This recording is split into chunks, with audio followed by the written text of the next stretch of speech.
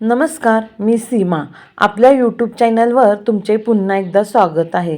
आज आपण ताकापासून आणि ब्रेडपासून खूप हेल्दी आणि टेस्टी असा नाश्ता बनवणार आहोत. हा नाश्ता तुम्ही मुलांना टिफिनला देऊ शकता आणि घरीही नाश्त्याला बनवू शकता. त्यासाठी इथं मी घरी लावलेलं 1 वाटी दही घेतलेलं आहे. हे दही एकदम पातळ आहे, त्याच्यामुळे मी 1 वाटी दही घेतलेलं आहे. ह्याच्यात थोड्या गुठळ्या आहेत, ते विस्करने आपण मोडून घ्यायचं आणि त्याच वाटीने मी 1 वाटी पाणी घेत आहे.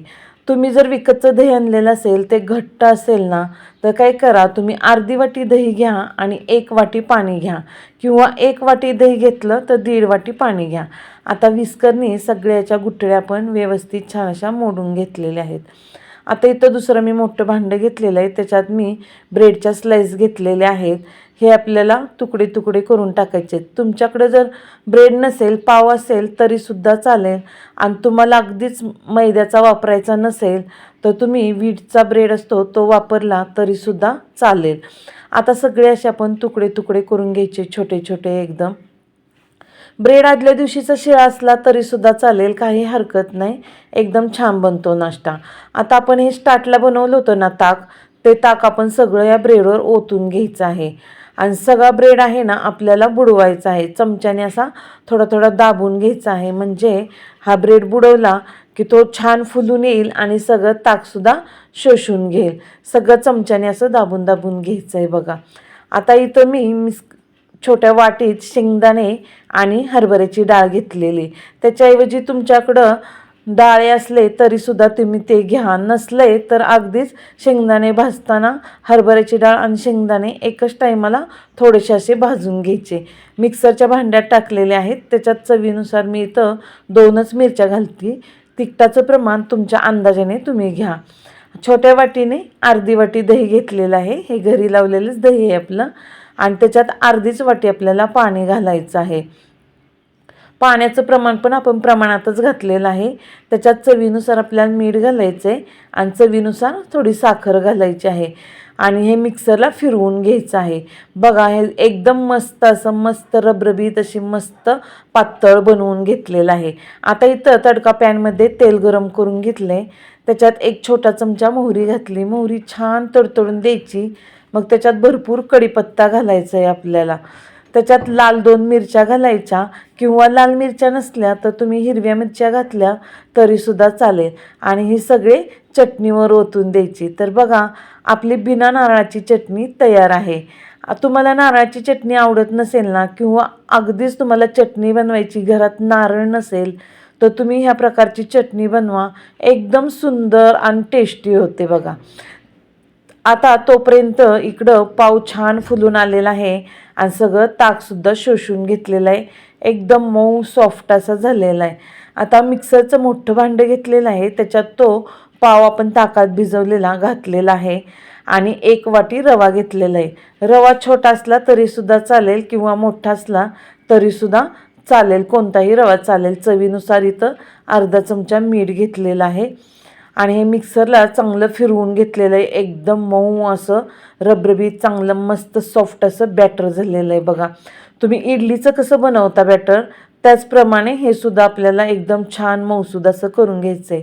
त्याच्यात इथं मी 1 गाजर छोटे छोटे असे तुकडे केलेले आहेत, साल काढून ते घातलेलं आहे.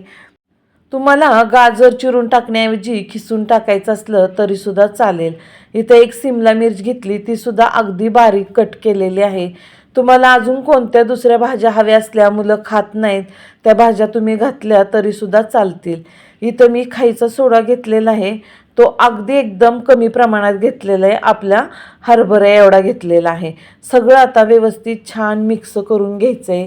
तुम्हाला माझ्या सगळ्याच रेसिपी आवडत असल्या ना, एकदम नवनवीन रेसिपी छान आहेत, आवडत असल्या तर माझ्या चॅनलला लाईक आणि सबस्क्राईब करायला विसरू नका. आता आपण 1 वाटी इथं तांदळाचं पीठ घेतलं आहे.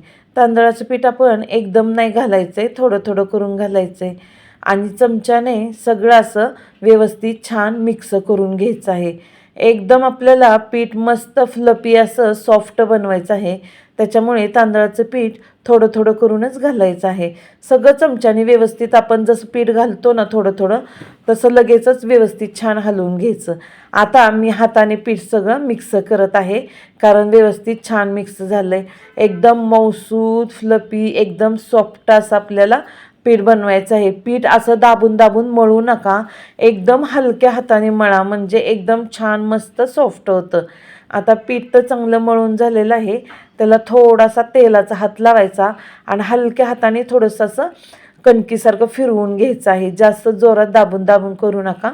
आता याचे आपण छोटे छोटे असे गोळे बॉल्स बनवून घ्यायचे आहेत बघा. अगदी थोडे पीठ घ्यायचं आहे, म्हणजे काय होतं तुम्ही जास्त घेतलं ना तर खूप मोठं होईल, म्हणून छोटे छोटेच गोळे बनवून घ्यायचे आहेत आणि हलक्या हाताने असे दाबून घ्यायचे आहेत. पीठ जास्त घातलं तर हे आपले बाउल्स आहेत ना ते जास्त फुलत नाहीत किंवा सॉफ्ट होत नाहीत. म्हणून आपण पीठ थोडं थोडं घालून व्यवस्थित छान सॉफ्ट असं मळून घेतलेलं आहे. खाली भांड्यात पाणी गरम करायला ठेवलेलं आहे. पाणी थोडं गरम झालं आहे. आता चाळणीला थोडासा तेलाचा हात लावायचा आणि आपण बनवलेले बाउल्स सगळे त्याच्यावर ठेवून द्यायचे आहेत. एक एक करून ठेवायचे आणि थोडे साईडला असे ठेवायचे, मध्ये अंतर ठेवायचं आहे, म्हणजे फुलले तर एकमेकांना चिटकणार नाहीत.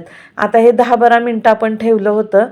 10-12 मिनटानंतर आपण हे खोललेलं आहे बघा. एकदम बॉल्स एकदम छान असे फुलून आलेले आहेत. मस्त झालेले आहेत, एकदम सॉफ्ट, दिसायला पण सुंदर दिसतात. तुम्हाला मी एक खोलून दाखवते बघा. गाजर सिमला मिर्च घातली त्याच्यामुळे कलरसुद्धा खूप सुंदर आला आहे आणि एकदम सॉफ्ट झालेले आहेत. खायला तर खूप टेस्टी लागतात. आता इथं आपण गरम गरम असताना लगेच ते बॉल्स काढायचे नाहीत, थंड झाल्यानंतर काढायचे आहेत. पॅनमध्ये मी इथं बटर घेतलेलं आहे. मुलांना बटर खूप आवडतो ना. बटरमध्ये बनवलेल्या रेसिपी टेस्टी पण लागतात आणि सुगंध पण छान येतो, त्याच्यामुळे मी बटर घातलं आहे. तुमच्याकडे अगदीच नसेल तर तेल घातलं तरी चालेल. बटर गरम झाला की त्याच्यात जिरे घातले, सफेद तीळ घातले आणि हिरवी मिरची बारीक कट केली होती एकदम, ती घातलेली आहे आणि भरपूर कढीपत्ता घातलेला आहे. आता गॅसची फ्लेम आपण एकदमच स्लो ठेवलेली आहे आणि 2 मिनटं छान असं हलवून घ्यायचं आहे. आणि याच्यात आता 2 मिनटानंतर आपल्याला मॅगी मसाला घालायचा आहे. ह्याच्यामुळे टेस्ट एकदम मस्त लागते. आता आपण गॅसची फ्लेम वाढवायची नाही आहे, एकदम स्लो आहे. त्याच्यावरच तुमचा फारच स्लो असेल तर एकदम थोडीशी वाढवा.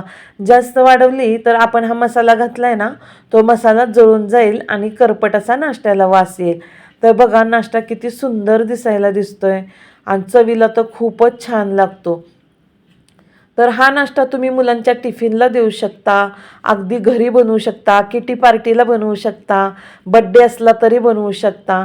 हा नाश्ता खूप सोपा आहे आणि माझी रेसिपी आवडल्यास माझ्या चॅनलला लाईक आणि सबस्क्राईब करायला विसरू नका. आणि हा नाश्ता कसा झाला आहे मला कमेंटमध्ये सांगा.